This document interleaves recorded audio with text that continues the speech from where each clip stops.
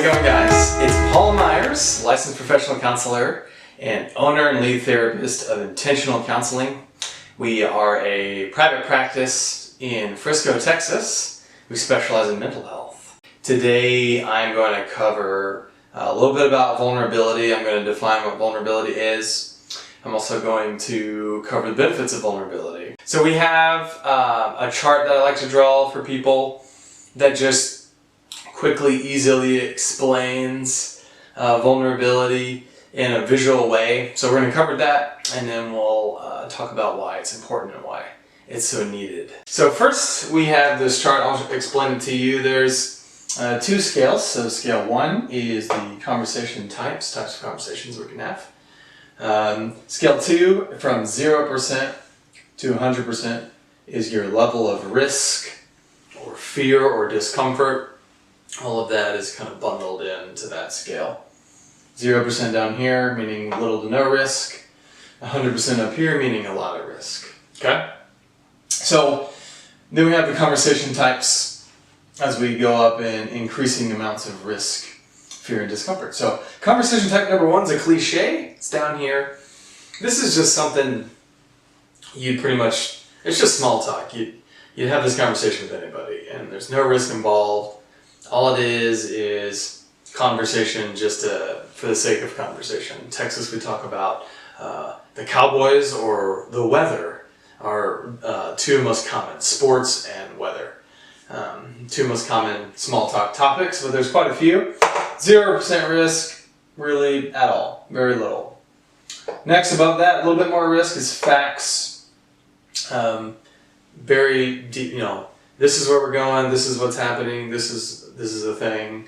Facts is not very high on the risk chart here, very low. Okay. Then we have humor. So humor is a little bit of vulnerability, but not much.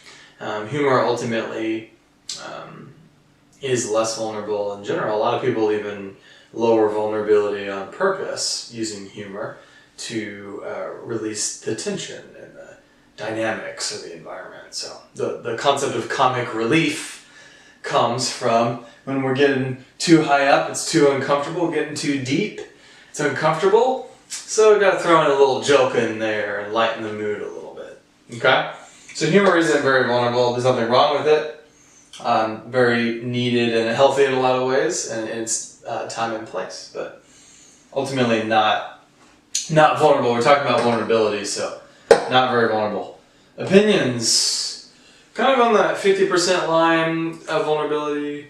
I would argue opinions aren't that vulnerable, but you are putting yourself out there and people could disagree with you. So there's some level of risk and vulnerability and discomfort with opinions, but ultimately I don't think opinions qualify as being truly vulnerable. Okay?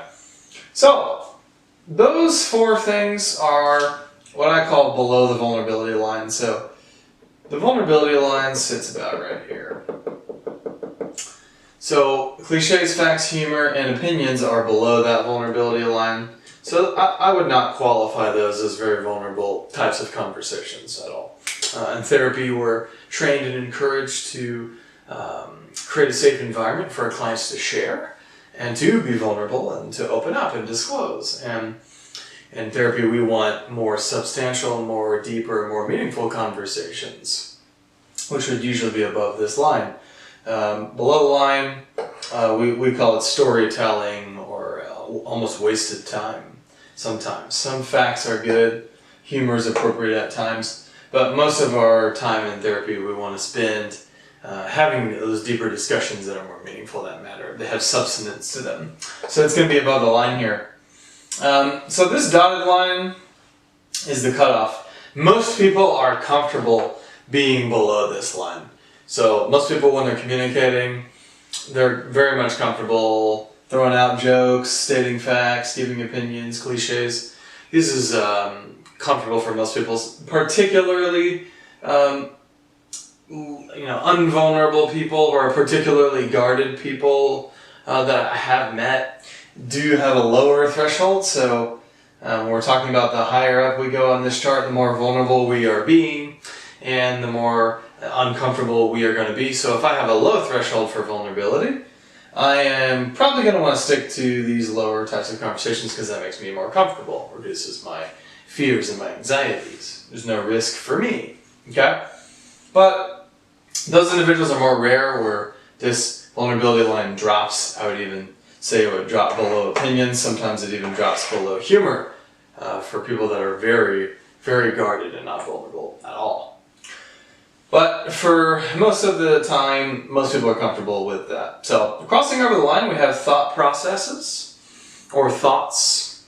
So this is vulnerable because you're giving someone an inside information into how you think and what's going on up here. So an example would be, hey, this is the strand of thoughts that I had that went through my head. First I thought this, then that trailed into this thought, then that trailed into this thought. So that's what's going on with me when you said that. So that's very vulnerable. That does cross over that vulnerability threshold. There's quite a bit of risk with that.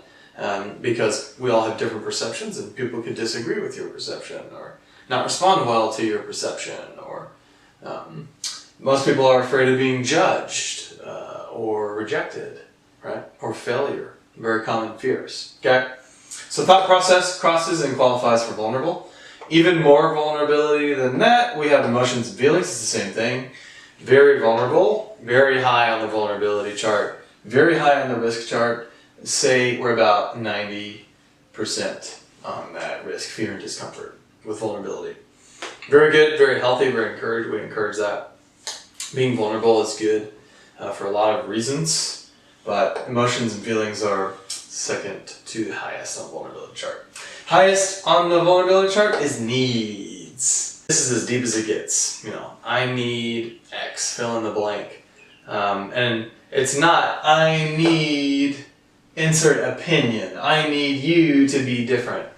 That's not vulnerability. That's criticism and that's an opinion, right? So vulnerability with needs, when we're focusing on needs, there are 4 kinds of needs. There's emotional, there's psychological, there's spiritual, and there's physical needs. Most people are aware of the physical needs just because they're more tangible and more pressing and call to our attention on a daily basis. But the other 3 types of needs are less thought of because they're more subjective and more intangible. But we do have those 4 types of needs. So when we're sharing those needs, that's very healthy, very, very much qualifies for maximum vulnerability. As high up as you can possibly go on that risk chart. Okay? So, cliche, no risk, facts, minimal, humor, minimal risk, opinions, moderate risk, thought process, high risk, emotions, very high risk, and then maximum risk is needs. So the deeper we go, the more fearful we become, the more uncomfortable we are, because people could not respond well, they could hold it against you, they could judge you, they could criticize you, they could throw it back in your face, they could do a lot of things. They could disclose it to others, they could take that information and misconstrue that and make a conclusion or assumption, right? And so these are common fears that we have. This is why we're uncomfortable with vulnerability. Some people are more uncomfortable than others, but we encourage vulnerability because it deepens your relationships. It connects you.